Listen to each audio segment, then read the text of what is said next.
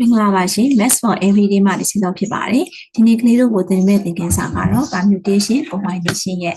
အဆက်ပေါ့နော်အဲ့တော့ permutation ဘိုင်းကိုသင်ပေးမှာဖြစ်ပါတယ်ရှင်းတစ်ဘက်ကတော့ခြေက factorial notation နဲ့ arrange ကို arrangement ကိုတစ်ချက်သင်ပြီးပါပြီနော်ဒီက permutation သွားရအောင် permutation ကကြတော့ choose arrange ပါဟုတ်ပြီနော် arrangement သင်ခန်းစာတော့ကတော့ arrange ကြီးပဲတည်တယ်မှာရှိသမျှ object တွေကိုဘာလုပ်မှာလဲနေရာချမယ်စီစဉ်မယ်အခုကကျတော့ object အကုန်လုံးမဟုတ်ပါဘူးเนาะ object 5ခုရှိမယ်အဲ့ဒီ5ခုထဲကမှ3ခုကို arrange လုပ်မယ် object 3ခုထဲမှာ object 2ခုကိုပဲခြေတို့ arrange လုပ်မယ်သင်ခန်းစာကို permutation လို့ခေါ်ပါတယ်ကဲဟုတ်ပြီခြေတို့ကြည့်ရအောင်เนาะအခု choose 2 from 3လို့ပြောထားပါတယ်3ခုထဲကမှ2ခုရွေးထုတ်မယ်သင်ခန်းစာပါအဲ့တော့ခြေကလေး3လုံးရှိတယ်3လုံးထဲကမှ2ခုကိုပဲခြေတို့ဘာလုပ်မှာလဲ arrange လုပ်မယ်ကဲဘယ်လိုပုံစံထွက်လာမလဲကြည့်ရအောင်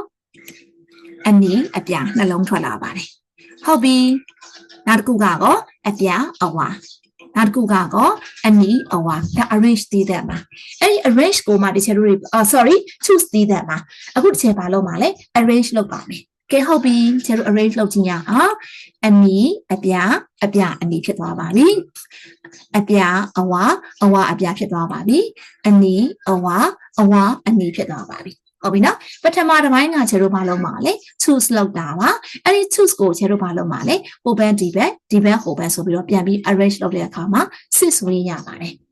ဟုတ်ပြီနော်အဲ့တော့အရာဝတ္ထုတွေကအားလုံးဘယ်နှခုရှိတာလဲ3ခုပါအဲ့ဒီ3ခုကိုမှဒီခြေတို့ဘာလုပ်မှာလဲ choose လုပ်ပါတယ် choose လုပ်ပြီးတော့မှဘာလုပ်မှာလဲ arrange လုပ်ပါတယ်အဲ့ဒါကိုဘာလို့ခေါ်လဲ permutation လို့ခေါ်ပါတယ်တဲ့ကဲဒီခြေတို့တွေဘယ်လိုမျိုးတွက်ကြမလဲတဲ့ permutation ကိုတွက်ဖို့ဆိုလို့ရှိရင်เนาะအပေါ်မှာ3ရှိရပါမယ်ပြီးရင် p ဆိုတာလေးရှိရပါမယ်အောက်မှာ2ရှိရပါမယ်တနည်းအားဖြင့် 3p2 ပါ3p2 ကိုဘယ်လိုရေးလို့ရလဲဒီမှာ formula ပေးထားပါတယ် n factorial ဖြစ်တဲ့အတွက်3 factorial လို့ရေးလိုက်ပါပြီးရင် n - r ဖြစ်တဲ့အတွက်3 - 2 factorial လို့ရေးလိုက်ပါ3 - 2 factorial လို့ရေးလိုက်ပါအပေါ်မှာ3 factorial တိုက်ရှိပါမယ်3 - 2ဆိုတာ1 factorial ပါ1 factorial ဆိုတာ1ဖြစ်တဲ့အတွက်3 factorial ကိုပဲတစ်ချက်လို့စဉ်းစားမယ်3 factorial ဆိုတာ3 multiply 2 multiply 1ဖြစ်တဲ့အတွက်ချက်လို့6 way ရပါတယ်ဟုတ်ပြီနော် permutation ဆိုတာရှိတဲ့ object တွေအကုန်လုံးတစ်ချက်လို့ arrange လုပ်တာမဟုတ်ပါဘူးအဲ့ဒီရှိတဲ့ object တွေတဲကမှသူရွေးချယ်စီခြင်းနဲ့နှစ်ခုကိုပဲဒီချက်လို့တွေရွေးထုတ်ပြီးတော့မှ arrange ပြန်လုပ်တာကို permutation လို့ခေါ်ပါတယ်ရေးပုံရင်းဒီက 3p2 ပါဟုတ်ပြီနော်ချက်လို့တွက်ထုတ်တဲ့အခါမှာ6 way ရပါတယ်ကဲချက်လို့နောက်ထပ် slide တစ်ခုသွားရအောင်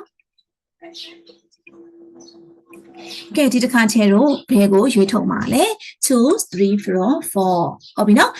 4ခုတည်းကနေ3ခုကိုရွေးထုတ်ပါမယ်ဟုတ်ပြီကြယ်လေးလုံးရှိတယ်3ခုပဲရွေးထုတ်ပါမယ်ကဲဘယ်လိုထွက်လာမလဲကြည့်ရအောင်အနီးအပြားခရမ်းအနီးခရမ်းအဝါအနီးအပြားအဝါအပြားခရမ်းအဝါဆိုပြီးထွက်လာပါတယ် choose ပဲရှိပါသေးတယ် arrange မလုပ်ရသေးပါဘူးเนาะဆိုတော့အခု choose ပဲရှိပါသေးတယ်၄ခုတည်းကမှ3ခုရွေးလိုက်တာပုံစံ၄မျိုးထွက်လာပြီကဲချေတို့တွေ arrange လုပ်ကြမယ် object 3ခုကို arrange လုပ်ရင်ချေတို့ဘယ်လိုရေးလို့ရလဲ3 factorial လို့ရေးလို့ရတယ်ဆိုတာ arrangement သင်ခန်းစာမှာပြောထားပြီးသားပါเนาะအဲ့တော့ object 3ခုကို arrange လုပ်တဲ့အခါမှာလဲ3 factorial ပါ object 3ခုကို arrange လုပ်ရင်3 factorial object 3ခုကို arrange လုပ်တဲ့အခါမှာ3 factorial ပါဒါဆိုရင်ဒီချေတို့တွေ ways ဘယ်လောက်ရမလဲဒါမှလို့ ays way ဟုတ်ပြီနော် computation အတွက်ချေတို့ ways ဘယ်လောက်ရမလဲ1 2 3 4 4 4ပေါ်မှာချေတို့ကဘယ်လောက်လဲ3 factorial စီသွားတာဖြစ်တဲ့အတွက်4 multiply 3 factorial အတွက်က3 2 1ညီညာချင်းနေ3 2 7 24 ways ရပါတယ်ဟုတ်ပြီနော်အဲ့လိုမစင်စားပဲနဲ့ permutation နေနဲ့စဉ်းစားမယ်ဆိုလို့ရှိရင်တော့ choose 3 from 4ဖြစ်တဲ့အတွက်အပေါ်မှာ4ပြီးရင် ပြီးရင်3ရှိပါမယ်ဒီပုံစံလာပါမယ်ဟုတ်ပြီနော်အဲ့တော့4 factorial အပေါ်မှာရှိပေးရပါမယ်အောက်ခြေမှာကြတော့တို့တွေဘယ်လိုဖြစ်သွားမှာလဲ4 - 3 factorial ပါတနည်းအားဖြင့်4 factorial divided by 1 factorial ပါ4 factorial ပဲကျန်မှာတော့မယ်4 factorial ဆိုတာ4 3 2 1ပါတွက်လိုက်တဲ့အခါမှာ24 way ရပါတယ်တဲ့ဟုတ်ပြီနော်ဒါအဆုံးလို့ရှိရင်အခုသင်ခန်းစာအခုတစ်ချက်ပြနေတဲ့ဟာကပါလဲ permutation သင်ခန်းစာပါရှိတဲ့ object ထဲကမှဒီချေတို့တွေဘယ်နှခုပဲရွေးမှာလဲ3ခုပဲရွေးထုတ်ပြီးတော့မှအဲ့ဒီ3ခုကိုပဲ arrange ပြန်လုပ်တဲ့သင်ခန်းစာကိုဘာလို့ခေါ်တာလဲ permutation လို့ခေါ်ပါတယ်တဲ့ကဲချေတို့နောက်ထပ် slide တစ်ခုသွားရအောင်နော်ကဲဟုတ်ပြီဒီတစ်ခါ choose 3 from 6ကျဲလေး6လုံးရှိတယ်6ရောင်ရှိတယ်အဲ့ဒီ6ရောင်တွေကမှဒီချေတို့ဘာလုံးမှာလဲ3 choose ပါဟုတ်ပြီဒီချေတို့ဒီမှာ3 choose ဟုတ်ပြီဒီလို choose ရင်ကောမဟုတ်သေးပါဘူးဒီလိုမျိုး choose ရင်ကောဟုတ်ပြီကဲဒီလိုမျိုး choose ရင်ကောဒီလိုရွေးရင်ရောဟုတ်ပြီသူနဲ့ရွေးရင်ကောသူနဲ့ရွေးရင်ကော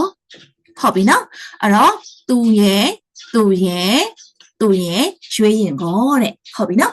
ချဲလို့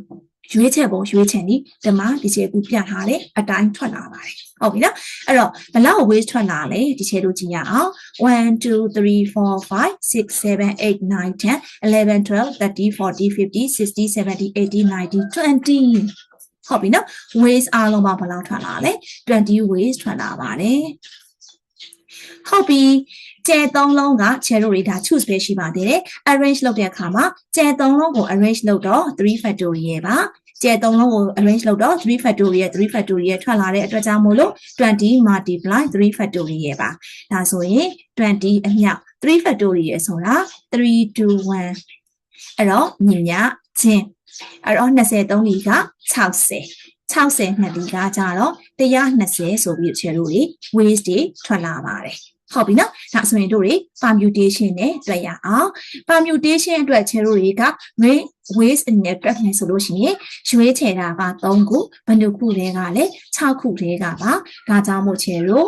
6b3 လို့ရေးလို့ရပါတယ်တဲ့ 6b3 ဆိုတာတနည်းအားဖြင့်6 factorial divided by 6 minus 3 factorial ပါ6 factorial ဆိုတာတနည်းအားဖြင့်6 factorial အတိုင်းပဲခဏထားလိုက်ရအောင်အောက်ခြေမှာတော့ချေတို့3 factorial ဖြစ်သွားပါတယ်ဟုတ်ပြီနော်ကဲဟုတ်ပြီ6 factorial ကိုချေတို့နေဘယ်လိုရေးလို့ရပါသလဲ6 multiply 5 multiply 4 multiply 3 factorial လို့ရေးလို့ရတယ်ဆိုတော့ factorial သင်ခန်းစာမှာခြေပြောထားပြီးသားပါအောက်ခြေမှာ3 factorial ပါ3 factorial နဲ့3 factorial နဲ့ခြေသွားတဲ့အတွက်ကြောင့်မို့လို့65လီ30လီ120ဆိုပြီးတော့ခြေတို့ waste ဘယ်လောက်ရလဲ120 waste ရသွားပါတယ်ဟုတ်ပြီနော်ဒါက permutation သင်ခန်းစာပါရှိတဲ့ object ကများနေမယ်အဲ့ဒီ object ထဲကမှရွေးထုတ်မယ်ရှိတာ6ခုထဲကမှ3ခုရွေးထုတ်တာ4ခုရွေးထုတ်တာ5ခုရွေးထုတ်တာစသဖြင့်ချဲတို့တွေတွက်ထုတ်လို့ရပါတယ်ဒီပုံစံမျိုးတိုင်းတွေတွက်ထုတ်လိုက်ပါတဲ့ကဲဒါဆိုရင်ချဲတို့တွေနောက်ထပ် slide တစ်ခုသွားကြည့်ရအောင်ဟုတ်ပြီ choose 2 from 6တဲ့ဟုတ်ပြီနော်အဲ့တော့6ကနေပြီးတော့မှချဲတို့ဘာကိုရွေးထုတ်မှာလဲ2ကိုရွေးထုတ်မယ်တဲ့ဒါဆိုရင်ဒီချဲတို့တွေဘယ်လိုရေးလို့ရလဲ6b 2လို့ရေးလို့ရပါတယ်တဲ့ဟုတ်ပြီနော် 6b2 ဆိုတာတနည်းအားဖြင့်ဘယ်လောက်လဲ6 factorial divided by 6 minus 2 factorial ပဲဖြစ်ပါတယ်တဲ့6 factorial ဆိုတာတနည်းအားဖြင့်6 multiply 5 multiply 4 factorial ပါအောက်ခြေမှာ6တဲ့က2လို့တော့ဘယ်လောက်လဲ4 factorial ပါဒါဆိုရင်ဒီချေတို့တွေက4 factorial နဲ့4 factorial နဲ့ခြေလိုက်တဲ့အတွက်ဘယ်လောက်ရလဲ30ရသွားပါတယ်တဲ့ဒါကြောင့်မို့ဒီချေတို့တွေ6 choose 2 from 6ဆိုလို့ရှိရင်တော့ဒီချေတို့တွေဘယ်လောက်ရလဲ30ရပါတယ်ဟုတ်ပြီဒီချေတို့တွေ choose 3 from 7ဆိုလို့ရှိရင်ဘယ်လိုရေးလို့ရလဲ 7b3 လို့ရေးလို့ရပါတယ်ဒီချေတို့ 7b3 ဆိုတာတနည်းအားဖြင့်7 factorial divided by 4 factorial ပါ7 factorialဆိုတာ7 6 5 4 factorial ပါအောက်ခြေမှာ4 factorial ရှိမယ်4 factorial နဲ့4 factorial နဲ့ခြေလို့ရပါတယ်ကဲဒါဆိုလို့ရှိရင်ဒီခြေတို့တွေကဘာထွက်လာမှာလဲတဲ့65လီ30 39လီ21မို့လို့ဒီခြေတို့210 weight ထွက်သွားတယ်အဲ့ဒီလိုပဲ choose 4 from x ဆိုလို့ရှိရင်တော့ကျန်တို့ 8b